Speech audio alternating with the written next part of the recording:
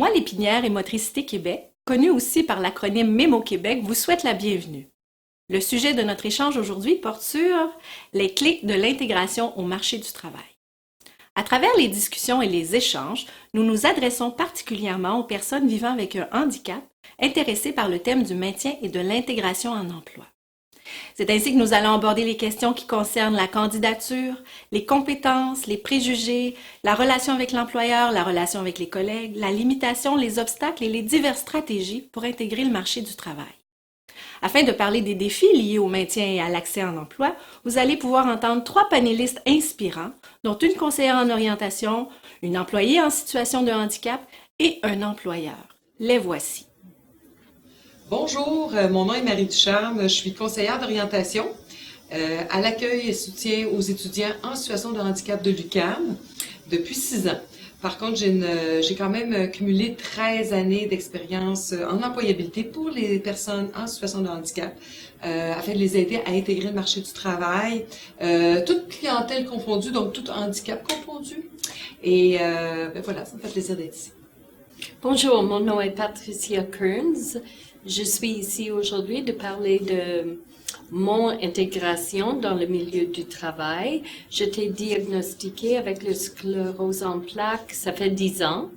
Et j'ai cherché les ressources avec cet organisme qui va beaucoup m'aider. Et maintenant, ça fait 9 ans que je travaille. Présentement, je travaille avec un groupe qui s'appelle Action Cancer du sein du Québec, qui est un groupe à but non lucratif très intéressant.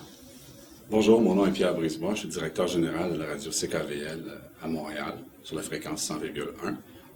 Je suis directeur général à la station depuis 15 mois exactement. Alors, j'ai toujours été impliqué au niveau de la gestion et dans l'embauche de personnel.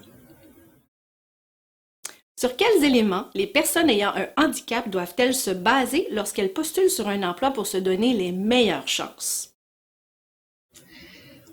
Bien sûr, moi j'ai un regard de conseillère d'orientation, alors c'est sûr que je vais encourager les gens à mieux se connaître, à mettre en valeur leurs forces et renforcer leurs points faibles. On peut s'imaginer qu'on va, si on achète un produit, on va vouloir entendre parler des bons points du produit, parce que sinon c'est pas ça qu'on va acheter, on va être déçu. Donc c'est de la même façon quand on veut faire valoir notre candidature, il faut parler de ce qui est fort chez nous.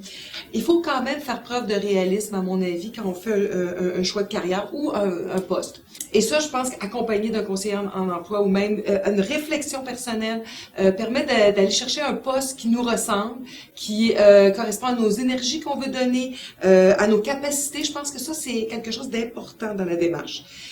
Déterminer ce que l'employeur recherche, ça aussi, il faut s'asseoir. Je suis intéressée à tel domaine, je veux faire telle chose. Qu'est-ce qu'on recherche dans ce genre d'emploi-là? L'employeur pourrait demander quoi, exigerait quoi de moi? Il faut y réfléchir. Et à la fin, parce qu'on parle de personnes en situation de handicap, ben c'est quoi les aménagements? Qu'est-ce que je vais avoir besoin pour être bien performante? Alors moi, je pense que en faisant le tour de ça, je pense qu'on est mieux préparé à mettre sur la table nos compétences qui sont, il faut faire la différence entre le handicap et la valeur de la personne. Ça va pas ensemble, c'est distinct. Il faudrait pas oublier ça. Moi, je dirais aux gens vivant avec un handicap que vous devrez mettre l'accent sur vos forces, parler de vos expériences professionnelles positives, vos réussites. Et aussi, c'est très bien parler à l'employeur de vos rêves et vos vouloirs dans le sens de qu'est-ce que je cherche dans mon futur et mon travail. C'est important de partager ces deux choses et d'être réaliste au niveau d'énergie, capacité, tout ça, d'être consciente de qu'est-ce que je peux, qu'est-ce que je veux faire. Je vous dirais d'avoir confiance, c'est sûr, un peu ce qu'on vient de dire. On a ses compétences, d'appliquer sur un poste auquel on a les compétences pour, d'être sûr de soi, de revoir peut-être, de se revoir vraiment au niveau de se projeter dans le travail auquel on applique pour voir, pour se rassurer, pour se trouver des béquilles indirectement là, intérieures, pour être solide, au niveau de l'entrevue.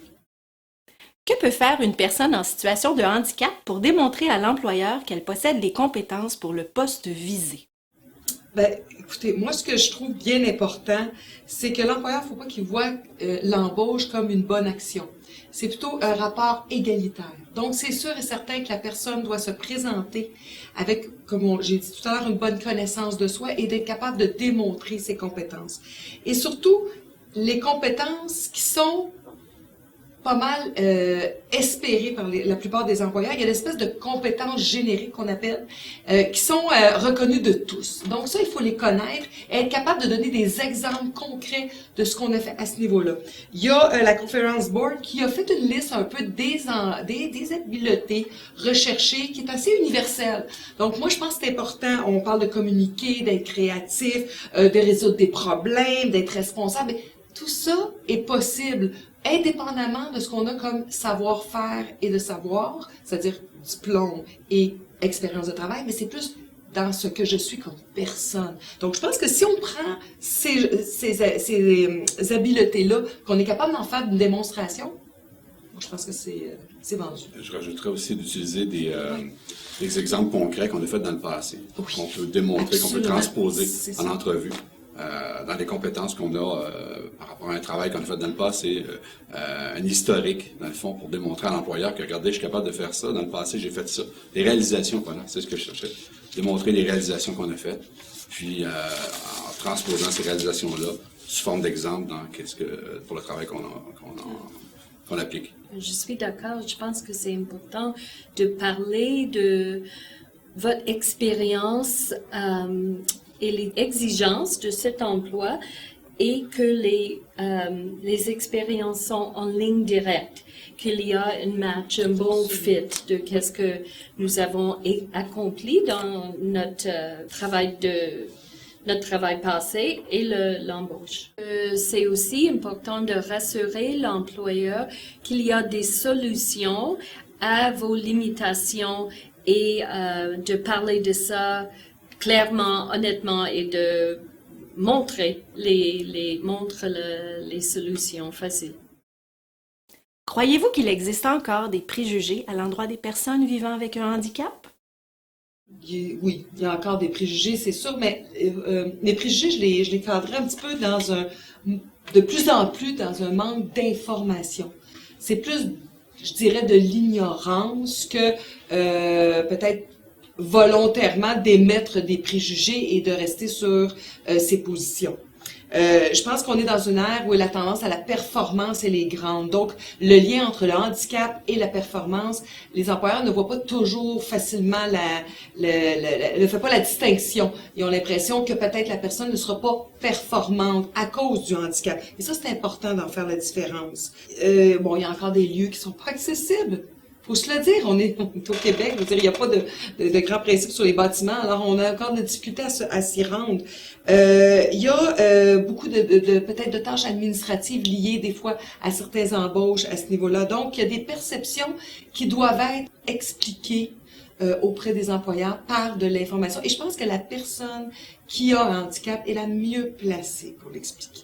C'est sûr que l'employeur doit avoir une bonne compréhension, y aller d'après les compétences et non pas d'après selon ce qu'il voit de la personne. Et après ça, adapter le travail. C'est sûr que l'intégration au niveau d'une personne, l'employeur aussi a son rôle à jouer là-dedans. L'employeur, là, c'est le rôle principal là-dedans, de s'assurer qu'il y a une mobilisation de ses employés. Une fois qu'on a mis tout le monde, on est tous égaux, là. Une fois qu'on est tous ensemble, là, peu importe, là, on s'aperçoit qu'on est fonctionnel, on fait partie d'une équipe, mais là, on fait avancer quelque chose au niveau de l'entreprise, l'entrepreneuriat, peu importe ce qu'on fait comme travail. Mais on ne voit plus l'handicap. Mais pour ça, il y a un travail qui doit être fait de l'employeur. Moi aussi, je pense que ça existe encore, l'ignorance, c'est les manques d'information et le mal-compréhension qui conduit vers les préjugés. Parce que moi, j'aime bien les statistiques. Je trouve que ça parle pour les employeurs. Moi, je trouve ça un petit truc. Alors, j'avais trouvé encore les Conference Board, qu'environ 90% des employés ayant un handicap sont plus performants que ceux sans handicap. Fait que je pense que ça parle. Tout employeur ce qui rêve, c'est d'avoir une bonne mobilisation, comme je disais tantôt, de ses employés, que tout le monde travaille ensemble. Puis c'est sûr que lorsqu'on voit une personne avec un handicap, on se dit, bon, est-ce que les conséquences, c'est-à-dire est-ce qu'il va avoir un taux d'absentéisme plus élevé qu'un autre? Ou, moi, en tout cas, à date, non. J'ai pas vu de différence vraiment avec un autre employé. Alors souvent, c'est un préjugé qu'on va avoir, là. Non, au contraire, il va être beaucoup plus mobilisé. Il est content de travailler. Ces gens-là sont heureux, ils font partie de la société. Ils sont souvent malheureusement exclus, là. Puis, donc l'inclusion là, est vraiment importante pour eux. Puis, ça fait des gens mobilisés. Ça, c'est important pour une entreprise. Faut-il dévoiler sa limitation à l'employeur et quelles sont les informations qui sont aidantes? Pour le dévoilement, parler de son handicap, moi je suis très consciente de voir que c'est un peu, on va à l'encontre, on est contre la culture de performance en ce moment. Donc, en ce moment, il n'y a pas d'obligation. Par contre, c'est pas parce qu'on voit le handicap qu'on le comprend. Donc, pour moi, c'est important, moi, ma croyance, en fait, de ce que j'ai pu remarquer, c'est que la personne est la mieux placée pour parler de son handicap. Pourquoi? Parce que ça permet de libérer le fardeau du secret. La personne doit porter ce secret-là et ça augmente l'anxiété. Avoir confiance, établir un lien de confiance avec l'employeur. Moi, je pense que ça peut créer ça, le fait d'en parler aussi avec comment on résout le problème, comment on le voit, la problématique, et comment on apporte des solutions. Donc, pour moi, ça, c'est quelque chose qui est très intéressant auprès de l'employeur. Ça montre qu'on a une bonne maîtrise aussi. Ça évite la propagation aussi de rumeurs, de toutes sortes d'histoires autour de handicap, avec les images qu'on peut avoir. Ça tue ça dans l'œuf assez rapidement. Mais il y a peut-être un momentum pour le faire. Et ça sera à regarder. Mais je pense que des pour. Oui, et moi, je pense que si vos limitations ne touchent pas l'emploi comme tel, vous n'êtes pas obligé de parler de ça. Il n'y a aucune loi qui nous oblige de parler de cet handicap, mais aussi dans l'esprit d'ouverture. Et moi, je suis totalement pour une communication ouverte avec l'équipe, mon patron, etc., parce que c'est toujours eu des bons effets pour moi. Mais c'est-à-dire que c'est un choix à faire et c'est vraiment important de le réfléchir sur si je veux dire ça ou non, parce que once said, vous ne pouvez pas aller en arrière. Si c'est dit, c'est dit. Alors vous allez dealer avec ça, mais c'est quelque chose à penser avant. Moi, je crois que si on fait une application pour un poste auquel notre handicap peut être un obstacle ou l'environnement auquel, puis je pense qu'il faut le mentionner. Parce que vivre avec cette pression-là sur les épaules, à savoir quand les gens vont le découvrir, c'est insupportable. Personnellement, j'ai vécu ça dans le passé où j'ai un problème visuel et je cachais mon handicap visuel à mon ancien employeur. C'était pas supportable. J'étais inquiète, je bougeais. Toutes les fois, dans mon quotidien, je croisais des collègues, je me disais, bon, ils vont s'en apercevoir ou je rentrais dans quelqu'un parce que j'ai un problème visuel, sans le voir, je savais plus quoi dire, là, m'amener, un petit peu. Puis quand c'est le temps de faire des présentations devant les gens, bref, tout ça, c'est insupportable.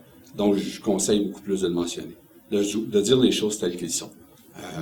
On s'entend, c'est sûr, dans le cas d'un travail que je suis pas obligé de le mentionner, ça, c'est sûr, ça serait pas, on serait pas dans l'obligation. Mais lorsque ça va vraiment jouer dans notre quotidien, dans notre travail, c'est préférable de le dire en entrevue, avant même l'embauche, de dire la vérité. C'est important, toujours prôner la vérité. Puis on va être beaucoup mieux en tant qu'humain là, dans l'environnement auquel on va travailler. Puis l'acceptation va venir, ça va venir. Le fait qu'on travaille ensemble, le fait qu'on est engagé pour nos compétences, on n'est pas engagé pour notre handicap, mais pour nos compétences. Il faut avoir confiance là-dedans. Et c'est ça qui va faire toute la différence. Il y a des gens qui sont plus grands, d'autres plus petits, puis qui n'ont aucun handicap. Puis des fois, dans leur travail, ça nécessite qu'ils doivent prendre un escabeau pour aller chercher quelque chose. Puis l'autre personne grande va aller le chercher sans avoir d'escabeau. Il faut mentionner. C'est une question de libérer, de se libérer. La pression sur les épaules. Oui, je me souviens d'une fois dans un de mes emplois anciens, on était deux, le patron et moi, pour coordonner tout un programme. Et je me souviens que pendant la période des inscriptions pour les cours qu'on a offerts, je me suis devenue très stressée parce qu'il y avait des tâches très difficiles pour moi à compléter. Et je voulais pas cacher ça parce que je savais que si oui, il y aura tout un problème. Alors, j'ai dit, qu'est-ce que je peux faire? Et j'ai demandé à mon patron qu'elle peut mettre en place une petite réunion hebdomadaire pour un cours 15-20 minutes pour discuter comment dealer avec cette semaine, parler avec précision des défis qui sont là.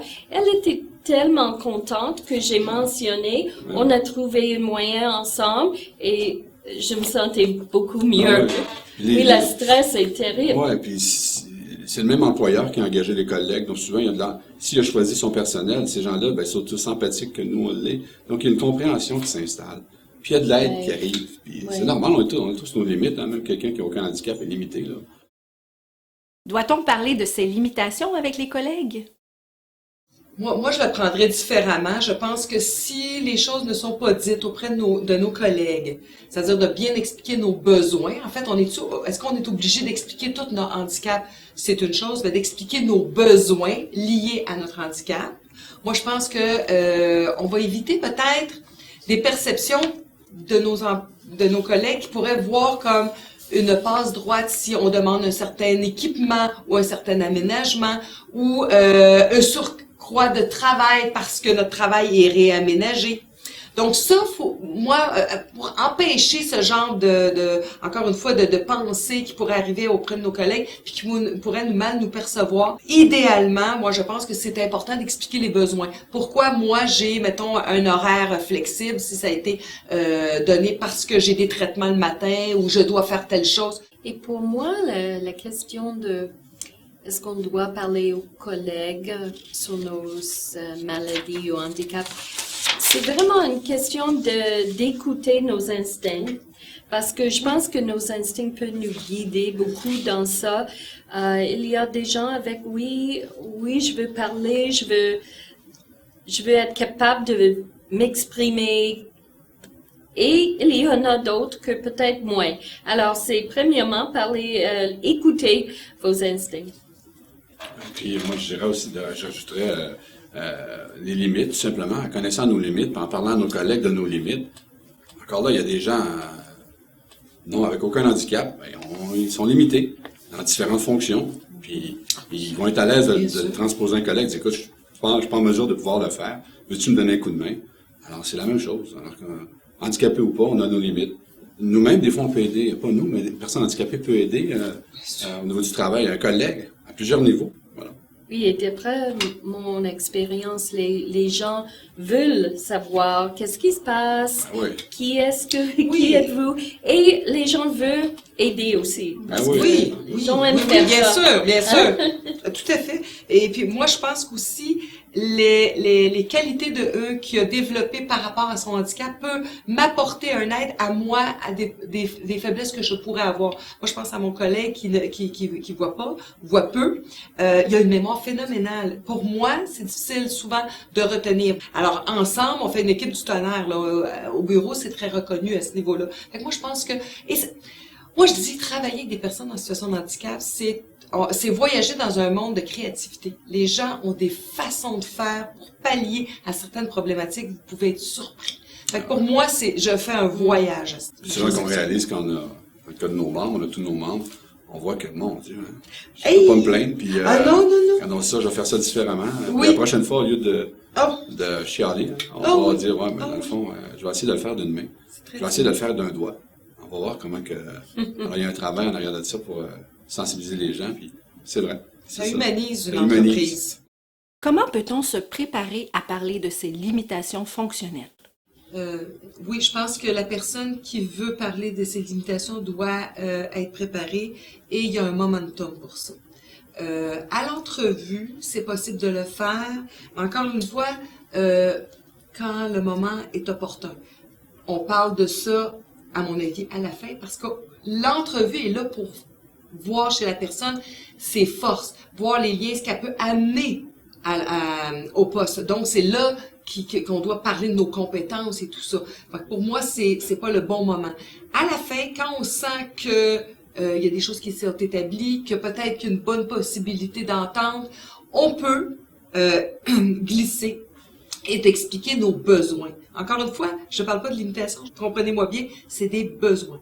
Il faut aussi être dans un état psychologique pour en parler. Il faut être serein à travers ça, parce qu'on devra être clair, congruent.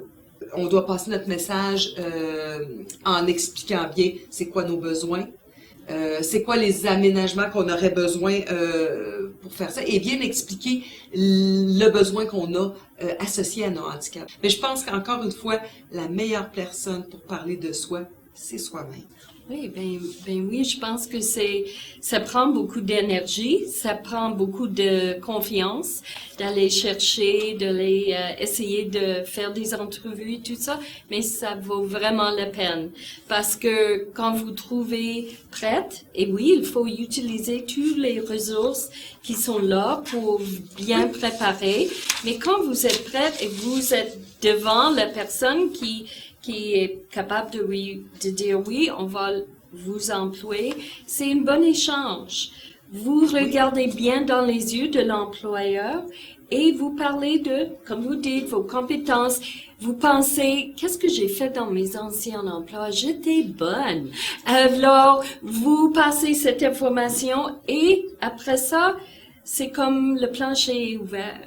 Votre employeur vous embauche parce que vous êtes compétent. Puis il veut vous rendre le plus compétent possible, le plus performant et productif possible. Et ça fait partie de l'environnement. C'est ça. Alors, n'ayez pas peur de le mentionner. Il faut le mentionner. De dire que j'ai besoin de ça, j'ai besoin d'une chaise, j'ai besoin d'un clavier, une souris différente, selon le travail que vous faites, bien entendu. Mais il ne faut pas avoir peur, parce que ça fait partie. Vous allez être plus performant. Si vous êtes plus performant, votre employeur va être bien content. Puis la productivité va être au maximum. De toute façon, à l'entrevue, ils posent déjà des questions sur c'est quoi ton principal défaut, des choses comme ça. Donc, ils veulent savoir aussi des situations où est-ce qu'il y aurait à vous aider pour être plus productif. Parce que quand on demande le principal défaut, c'est pas qu'on s'amuse tout simplement à vous mijoter, là. C'est qu'ils veulent savoir qu'est-ce qu'il y aurait à apporter pour vous aider à être plus performant. Voilà. Ben, c'est dans la même optique. Un employeur va peut-être se dire, ben mon Dieu, même je devrais peut-être équiper d'autres employés avec des tables assis debout. Ça commence à être très à la mode en ce moment. On en parle partout. Donc, on ne sait pas quelle résonance ça peut avoir. Ça peut même servir à d'autres. C'est une question toujours posée dans les entreprises. C'est quoi vos défis? C'est quoi? Alors, c'est normal de parler des choses qui peuvent être problématiques pour nous dans ce poste. Quels sont les obstacles à l'emploi pour les personnes en situation de handicap? Je pense que l'obstacle à l'emploi est un peu aussi un obstacle qu'on retrouve pour beaucoup de personnes. Il y a toujours le manque de confiance. On a vécu une problématique de santé, peut-être qu'on a eu des mauvaises expériences ou des défis à relever, des arrêts. Peut-être notre parcours de carrière a été ponctué de certains arrêts pour des raisons de soins, des raisons de changement de carrière et tout ça. Et ça, c'est sûr que ça vient composer l'identité de la personne et surtout ça teinte la personne en situation de handicap. Alors, c'est important donc de retravailler ses compétences et de se souvenir c'est quoi les forces, aller chercher des compétences transférables. Et même dans notre vécu, et il y a toujours le manque d'informations sur les aménagements. Je suis surprise même, moi je travaille au niveau universitaire, quand je leur demande aux étudiants, qu'est-ce que tu as besoin d'aménagement, d'accommodement pour tes études? Tout est possible à ce niveau-là. Fait que, il y a des obstacles, mais c'est possible de se préparer à ça et que ça soit moins présent et de toujours se souvenir que le savoir-être, c'est encore bien à la mode chez les employeurs. Pour seconder, les compétences, on les a en partant là. C'est sûr que déjà, une personne qui n'a aucun handicap, c'est très difficile d'aller jusqu'à l'entrevue. C'est pas facile. Il y a plusieurs candidats qui peuvent. Puis là, ben, le sentiment d'insécurité, effectivement, de défaite peut sortir selon l'historique qu'on a. Mais il faut se souvenir des bons coups qu'on a faits. Il faut pas se souvenir de qu'est-ce qu'on n'a pas fait. Il faut se souvenir de quand ça fonctionnait, qu'est-ce que je faisais, qu'est-ce que je démontrais.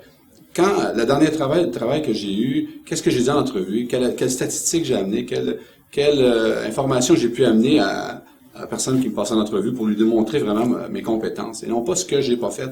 Alors, il faut essayer de se souvenir de qu'est-ce qu'on a fait de correct.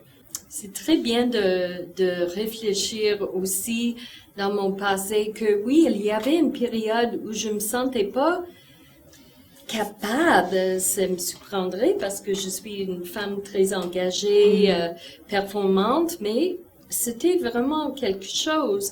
Alors, il fallait vraiment penser, qu'est-ce qui se passe? Alors, il fallait chercher des ressources que j'ai fait et j'ai beaucoup appris avec ces ressources que c'est important d'accepter nos limitations, Oui. Et dès qu'on Je pense accepte Oui. les limites, on est prêt pour aller plus loin. Mais c'est Oui. une étape très importante. Il faut être patiente et accepter. Ça, c'est un très, très bon point. J'avoue, je suis contente que vous l'ameniez, parce que ça aussi, ça fait partie du réalisme. Et comme ça, on est plus à l'aise d'expliquer, d'aller vers des emplois qui sont accessibles à nous. Mais l'acceptation empêche aussi d'aller vers la diminution, se diminuer ou de se surévaluer. Moi, ce qui me surprend beaucoup, c'est que je dis souvent aux personnes que je rencontre, vous avez été déterminés à passer dans un système qui est pas facile, celui de la santé. Mais avoir recours à des rendez-vous médicaux, des suivis médicaux et relever le défi autour de ça, ça demande une détermination. Donc, pour la recherche d'emploi, c'est la même. Absolument. Mais vous l'avez démontré, vous. Quelle stratégie peut-on déployer pour intégrer un emploi? On en a déjà parlé beaucoup au niveau de la connaissance de soi, d'un choix réaliste. Je reviens un peu à ce que vous avez dit, l'acceptation du handicap. Je pense que tout ça, ça fait partie de la préparation. Donc, la stratégie, il y a une grande part de préparation avant de faire le saut à la recherche d'emploi. Après ça, c'est bien comprendre ce que l'employeur recherche, ce qui s'attend, et ne pas oublier qu'il y a une bonne partie qui est dans le savoir-être. Le savoir, je le comprends, le diplôme, mais quelqu'un sur un papier qui a un bac en administration, pourquoi je prendrais plus un que l'autre? C'est pas le bac en administration qui va ressortir, c'est tout le reste autour que cette personne-là va m'apporter. Je pense que c'est important de chercher un emploi qui vous convient et aussi de continuer de vous donner des messages positifs. Puis moi, j'ajouterais, quand on fait un choix réaliste, ça veut pas dire que c'est un choix éteignoir dans le sens où un choix d'emploi traditionnel lié à le handicap. Je m'explique. Il y a maintenant, avec la technologie, avec des nouvelles façons de faire, on peut aussi, puis moi j'encouragerais les personnes en situation de handicap, d'aller vers des fois des emplois qui sont au prime abord peut-être pas traditionnels pour les personnes qui ont telle limitation, mais maintenant avec plein de technologies, on peut y arriver. Faire des jeux de rôle aussi, des pratiques. Oui, le plus possible, excellent, recréer la excellent, situation. Être au-devant des questions. Ou sinon, si vous savez qu'il va y avoir ces questions-là qui vont venir, mais d'être prête aussi. Donc, c'est là que le jeu de rôle va vraiment être important. Comment aider les employeurs à se défaire de leurs préjugés et comment les rassurer? Moi, je pense qu'il faut parler le langage employeur. Donc, le plus-value d'une personne en situation de handicap. Faut mettre de l'avant aussi les informer sur des faits, augmenter leur compréhension de la situation et de voir que ça peut être payant, en guillemets, pour eux. Donc, comme des recherches qui ont été faites par le US Job Accommodation New Work, le réseau des accommodements à l'emploi aux États-Unis, qui démontre que la majorité des aménagements, des accommodements coûtent rien ou au maximum 500 $. Donc ça, c'est quelque chose qui est documenté, qu'on peut trouver. C'est une statistique de 2014. Donc pour moi, c'est important de le dire à l'employeur, de dire, écoutez, ça peut ne pas être compliqué. Souvent, c'est une manque d'information qui conduit absolument. aux préjugés. Alors, c'est important que nous parlons de nos façons de vivre avec les handicaps ou les maladies et comment nous faisons face aux défis dans le lieu du travail, mais aussi dans la vie générale. Et je me souviens quand je suis arrivée le travail que j'ai présentement, et elle m'a demandé de présenter à l'équipe pendant une de nos réunions les informations sur le sclérose en plaques, parce qu'elle dit, on n'est pas tous au courant ça peut être invisible, vous avez l'air de très bien, puis, OK, c'est l'opportunité que moi je peux exprimer mes besoins et mes réalités. Un des gros facteurs qui existent au niveau de l'entrepreneuriat, c'est de savoir est-ce que je vais garder mes employés? Mes employés sont-ils contents? Est-ce que la mobilisation est bonne? Est-ce qu'ils sont heureux dans leur quotidien? Est-ce qu'ils sont... tous ces facteurs-là font en sorte que lorsqu'on a une personne handicapée qu'on embauche, puis que, bon, d'abord, on vient d'humaniser vraiment là, le personnel en disant, ben, il y a quelqu'un de différent qui est là, puis cette personne-là étant différente, ben, elle est contente aussi de faire partie du groupe pour une fois. Et ça amène toute une autre dynamique totalement différente. Et ça fait en sorte que ces gens-là ont une stabilité, ces gens-là ont une fidélité, ces gens-là ont une productivité à leur rythme, mais ont quand même une productivité où est-ce que l'objectif est demandé est atteint. Qu'est-ce que l'entrepreneur veut de plus? Si l'aménagement ou si l'adaptation requiert certains financements, la personne qui a cette problématique-là peut s'informer des ressources possibles et les amener aussi à l'employeur. Donc ça aussi, ça rassure les employeurs. Pour certaines particularités ou handicaps très particuliers, les organismes d'aide en employabilité peuvent faire quelque chose à ce niveau-là. L'aide financière peut être offerte par certains programmes très précis. Donc, il y a toujours à la fin, si c'est un peu plus demandant, toujours un réseau d'aide.